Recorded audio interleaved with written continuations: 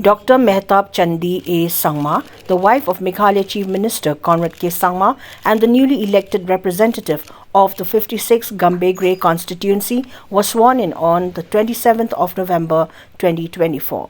The swearing-in ceremony was conducted by Assembly Speaker Thomas A. Sangma at his office in the Meghalaya Legislative Assembly at Khandailat, Shillong.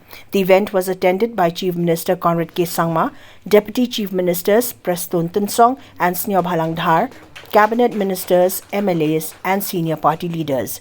In a statement to the media today, Gambegre MLA Dr. Mehtab Chandee A. Sangma expressed concern over the constituency's underdevelopment, particularly in critical sectors such as healthcare, road infrastructure and electricity. She emphasized the urgent need for substantial efforts to address these challenges and improve the living conditions in the area. Srimati Mehtab Chandee A. have been elected a member of the Legislative Assembly, do swear in the name of God that I will bear true allegiance to the Constitution of India as by law established, that I will uphold the sovereignty and integrity of India, and that I will faithfully discharge the duty upon which I am about to enter. Congratulations, Dr. Mehtab Chandee A. Sangma is now a full-fledged member of the 11th House of the Meghalaya Legislative Assembly. Congratulations once again.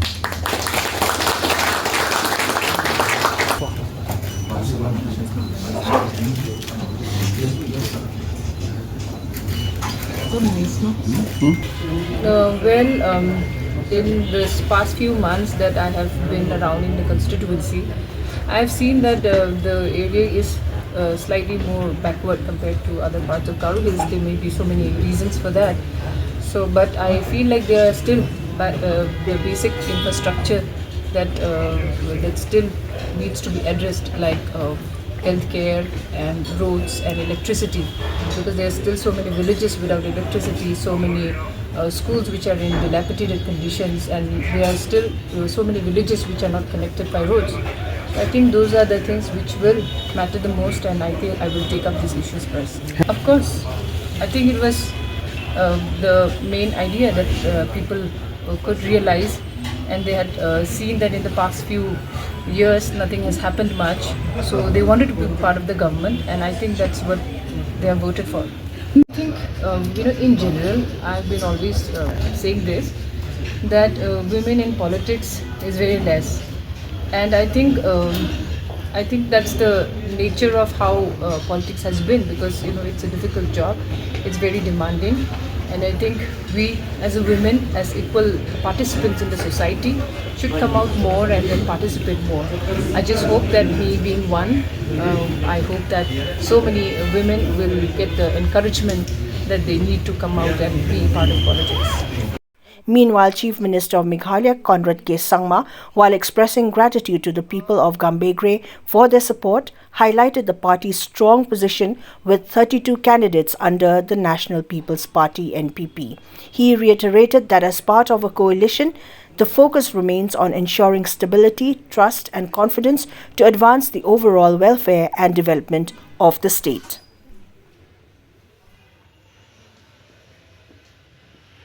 That this constituency may be one of the more tougher constituencies for us, especially in the Garo Hills region, because in the last 4 elections we have never won this constituency, and we have always been in number 3 position.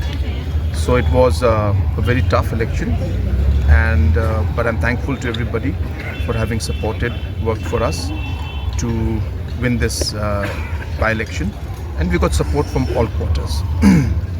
Number 2, regarding the issue of the numbers, yes, we are very happy that the National People's Party today has 32 MLAs, and as mentioned correctly, that it is only after APHLC that this number by a political party has come. So we're very thankful, and we would like to thank God, and we'd like to thank the people for this confidence that they have shown on us. Number 3, we have been very clear from day one that as a party, as a coalition, and as Chief Minister, we are here to send a positive message to the people of the state. Yes, politics is complicated. It is very dynamic, and there are many factors and a lot of pressure that comes on us.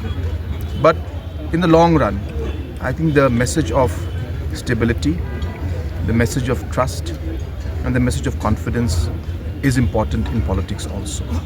And therefore, in spite of the fact that we have numbers, we are sticking with our partners.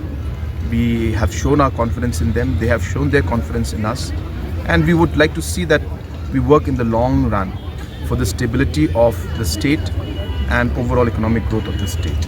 And therefore, there's no question of any realignment or anything like that. Yes, there could be challenges within the coalition. There could be differences among political parties. We may not agree on everything that we would like to do, but that's the nature of coalition and that's the nature of politics. But at the end, what we all agree on is that we should work together with full commitment for the overall development of the state, and that is what is at the center of what we try to do as a coalition.